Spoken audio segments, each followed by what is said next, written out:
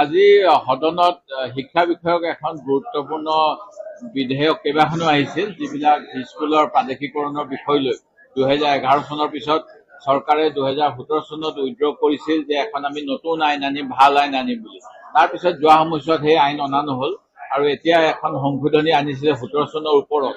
কিন্তু আজিৰ সংশোধনীখন যাতে আৰু ভাল হয় তাৰ বাবে আমাৰ ফালৰ পৰা বহুকেইটা সংশোধনী প্ৰস্তাৱ অনা হৈছিল।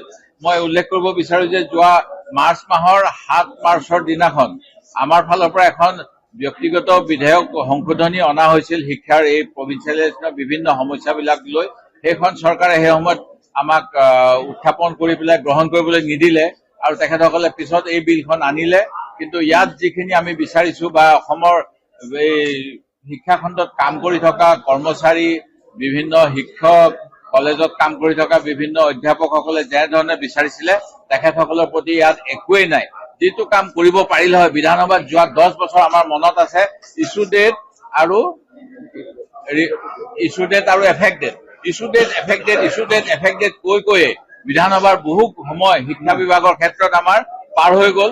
আজি সেই কথাটো মানি লৈছে, কিন্তু অন্যান্য বহুতখিনি যেনেকৈ মানি ল'ব লাগে সেইখিনি মানি লোৱা নাই। আৰু শেষত আমি যেতিয়া ডিভিজন বিচাৰিলো, অধ্যক্ষ মহোদয়ে ক'লে ডিভিজন হ'ব, কিন্তু ডিভিজন হ'ব বুলি কোৱাৰ পিছত তেখেতে যেতিয়া চেম্বাৰটো বন্ধ কৰিবলৈ দিলে, বন্ধ কৰাৰ পিছত বহু বিজেপি বিধায়ক বাহিৰত আছিলে, তেখেতসকলে ভোট গ্ৰহণ কৰিবলৈ ভিতৰলৈ সোমাই আহিলে আৰু অধ্যক্ষ মহোদয়ৰ অনুৰোধ সত্বেও তেওঁলোকে ওলাই যোৱা নাই। এইটো অতি দুৰ্ভাগ্যজনক যে তেওঁলোকে বাহিৰত থকা অৱস্থাত আকৌ ভিতৰত আহি ভোট দিব আহিছে। যেনেধৰণৰ এতিয়া ইলেকশ্যন কমিছনে কৈছিলে বাহিৰা মানুহ আহি ভোট দিব নোৱাৰে।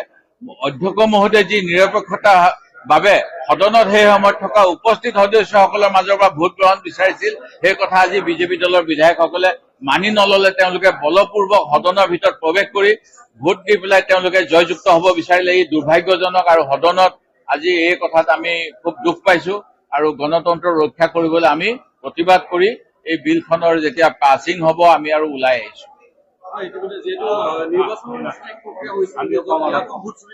ভোট চুৰিতো হ'বই, এইবাৰ আমি জানো। আমি তথাপিতো জনগণক কম, এই এটা আজি নমুনা দেখালে তেখেতসকলে কেনেকৈ সদনৰ ভিতৰত CCTV থকাৰ সময়ত অধ্যক্ষ মহোদয়ে ৰুলিং দিয়াৰ পিছত যে কোনো সোমাই যাব নোৱাৰে, কোনো ওলাই যাব নোৱাৰে, তাৰপিছত শাসক পক্ষৰ কেইবাজনো বিধায়কে তেওঁলোকৰ লবিৰ পৰা আহি ভিতৰত সোমালেহি আৰু আমি বাৰম্বাৰ প্ৰতিবাদ কৰাৰ পিছতো আনকি মাননীয় শিক্ষামন্ত্ৰী মহোদয়ে কৈছে তেখেতে নেদেখিব পাৰে, কাৰণ তেখেতৰ সেইটো পিছফাল হয়, আমাৰতো ফ্ৰণ্ট হয় অপজিশ্যন, আমি নিজে দেখি আছো।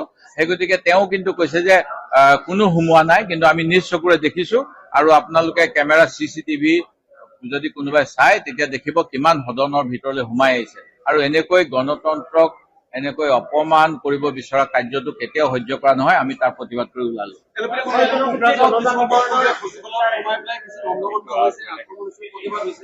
এইখিনি বিষয়ত আমি কুকৰাঝাৰৰ বিষয়ে ইমান নাজানো, তথাপিতো মুখ্যমন্ত্ৰী মহোদয়ে যেনেধৰণে জনজাতীয় সমস্যাটো সমাধান কৰিব লাগিছিল, তেখেতে লোকৰ গাত দুখ দি ভাল পায়।